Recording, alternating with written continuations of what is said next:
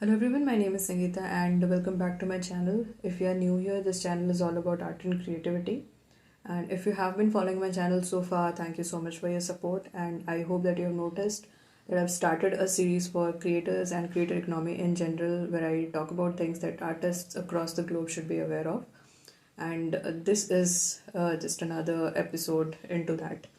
So today I will be talking about AI art, and I will not go into the details of how the AI platforms work, but I will be talking about the ethical side of things and the litigations that are currently going on, and few other things that emerged from the entire discussion on the ethical side of things that aren't covered so far, but I think that it is important to point those out.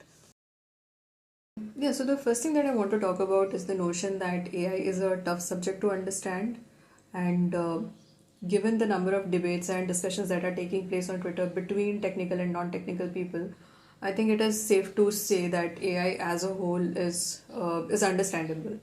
And there have been people like Sam, who on his channel Sam Does Art has done a brilliant job of breaking down the entire process of how an AI model works, the kind of input it takes, the size of the input, and what it all goes into the AI model, so that we have the kind of output that we expect it to give.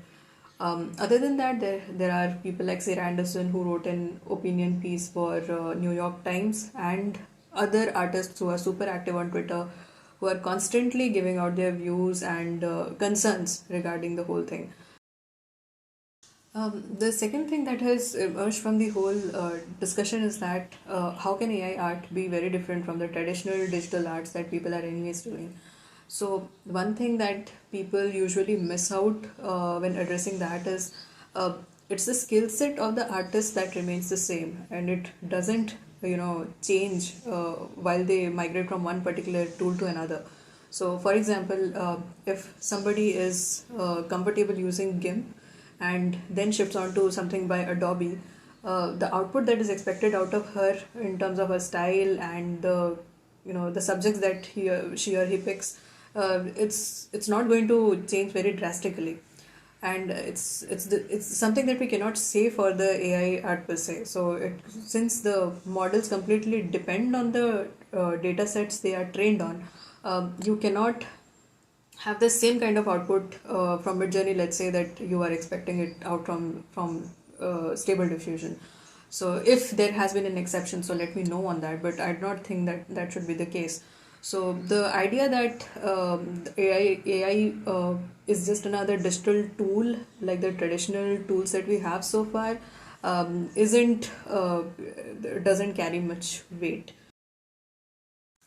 And the last thing I want to address is about the art industry in general.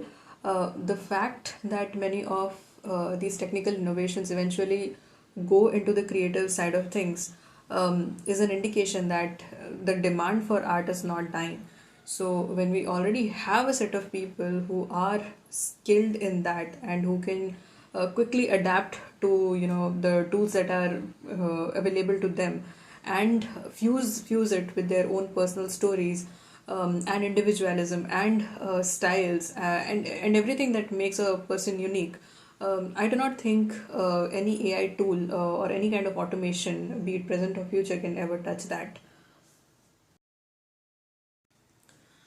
So that is all that I wanted to cover on this whole AI art topic.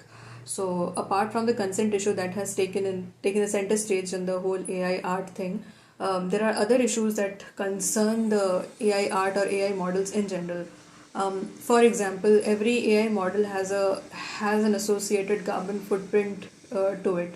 So, given the situations we are in, should we be endorsing such kind of technologies when they do not address any kind of problem per se? And the second one is that going ahead, as the technology keeps on evolving, there is a need to have words and laws in place that protects the rights of artists irrespective of the technological evolutions that eventually are going to happen. Um, yeah, so this is where I leave you. Let me know if you have other ideas and I will share the links of a few people who are active in this space. They're constantly retweeting. They have their own community, so you can check that out. And the links to papers and op-eds that I have discussed so far, that you can also check out in the whole thing. So I'll take your leave now, and I'll see you next time.